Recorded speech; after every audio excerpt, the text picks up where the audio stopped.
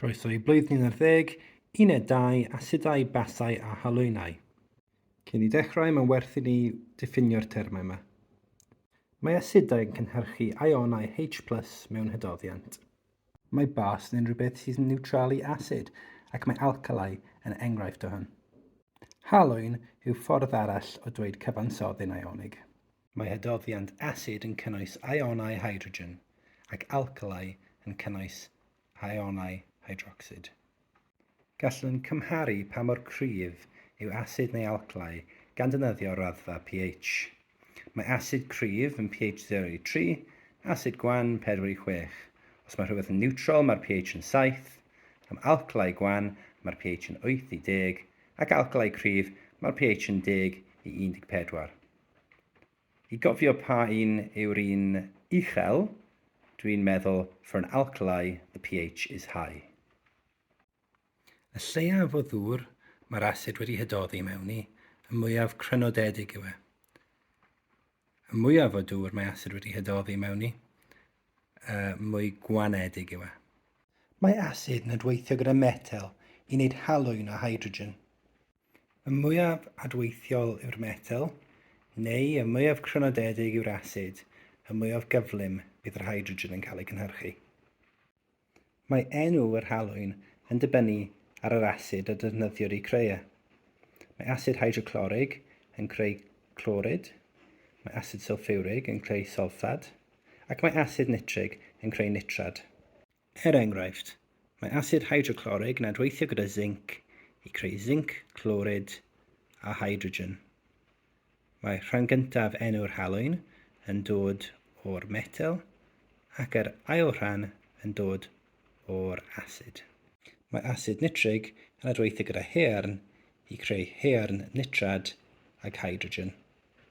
Mae asid sylffurig yn adweithio gyda aluminiwm i creu aluminiwm sylfad a hydrogen.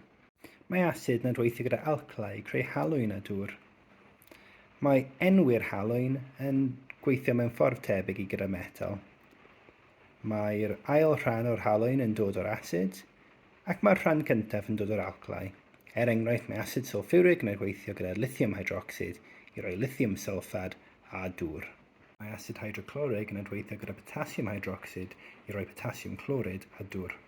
Mae metelau ocsid yn adweithio yn yr un ffordd ag alcalau i creu halwyn a dŵr.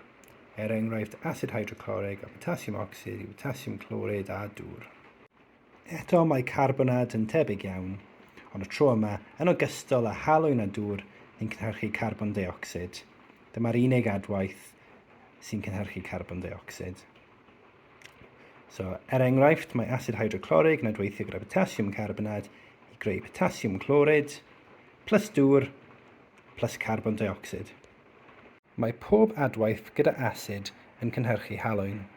Yr unig cynnyrch arall gyda metel yw hydrogen. Mae metal ocsid, alcalau a carbonad yn cynhyrchu dŵr. Carbonad yw'r unig un sy'n cynhyrchu carbon dioxid, ac mae'r cliw yn yr enw. Y prawf am carbon dioxid yw i gyrru'r nwy trwy ddŵr carch sy'n troi'n lleithog. Gallwn adnabod bod rhywbeth yn carbonad trwy ychwanegu asid a profi'r nwy. Os mae'r nwy yn carbon dioxid, wedyn mae'n rhaid bod y cyfansoddyn yn carbonad. Gallwn adnabod asid trwy ychwanegu carbonad a profi'r nwy. Os mae'r nwy yn carbon dioxid, wedyn mae'r hydoddiant yn asid. Mae cwestiwn 6 marc arferol i gofyn sut i creu copr sylfad. Mae hwn yn cwestiwn anodd oherwydd dydy copr ddim yn digon adweithiol i adweithio gyda asid gwanedig. Felly mae'n rhaid defnyddio naill ar ocsid neu'r carbonad o'r copr. Mae'n rhaid defnyddio asid sylffurig fel yr asid mwyn creu sylfad. Mae'n rhaid defnyddio gormodedd o'r copr ocsid oherwydd dydyn ni ddim eisiau asid sy'n ar ôl i halogi'r halwyn sy'n cael ei gynhyrchu, felly mae'n rhaid wneud yn siŵr bydd yr holl asid wedi adweithio. Rhaid twymo a cymysgu nes bod y copr ocsid yn stopio hydoddi. Os mae rhai ar ôl yn y cymysgedd, ni'n gwybod bod ni wedi adio gormodedd.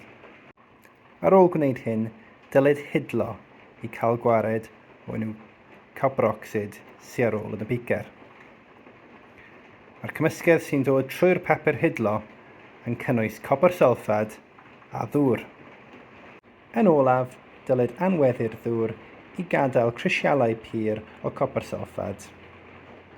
Y mwyaf araf mae'r dŵr yn anweddu, y mwy fydd y crisialau. Mae'n bosib wneud y proses yma gan ddechrau ar llosgi'r Bunsen, mwyn cael gwared o rhywfaint o'r dŵr, ond dylid gorffen y proses ar naillau sylfenist neu'n agos i gwrysogydd. Mwyn gwneud halwyn o alcli, mae'r broses yn mwy gymleth. Oherwydd mae'r alclau mewn hydoddiant, na allwch chi ffiltro mas ormodedd o'r alcli. Felly mae'n rhaid adio union y faint gywir fel bod yr asid i gyd wedi cael ei niwtralu. I gwneud hwn, defnyddiwch piped i adio yn union 25 cm3 o'r alclau mewn i fflasgonogl glân. Bydd angen llanwydd piped i llenwi'r piped. Nesaf, bydd rhaid adio cwbl o diferion o dangosydd i'r alcli. Rhaid llenwi bwred ag asid.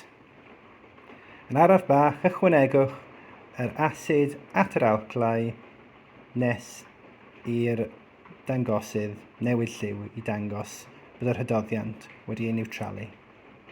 Yn olaf, rhaid ailadrodd gan ychwanegu union yr un faint o asid i'r alclau, ond y tro yma heb y dangosydd. Gallwch defnyddio techneg tebyg i cymharu crynodiad asidau.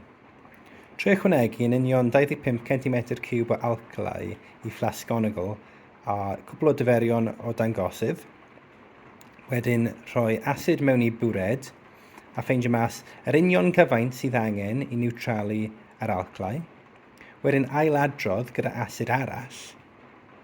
Os mae cyfaint llai o'r asid yn cael ei defnyddio i niwtralu'r alclau, wedyn mae'r asid yn mwy crynodedig. Os mae angen mwy o'r asid i niwtralu'r alclau, wedyn mae'r asid yn mwy gwanedig. Y peth olaf yn yr uned yma yw'r prawf o ionau sylfad. Rhaid i chi gwybod i adnabod ionau sylfad, rhaid ychwanegu bariwm clorid. Os mae gwaddod gwyn yn ffurfio, wedyn mae ionau sylfad yn bresennol.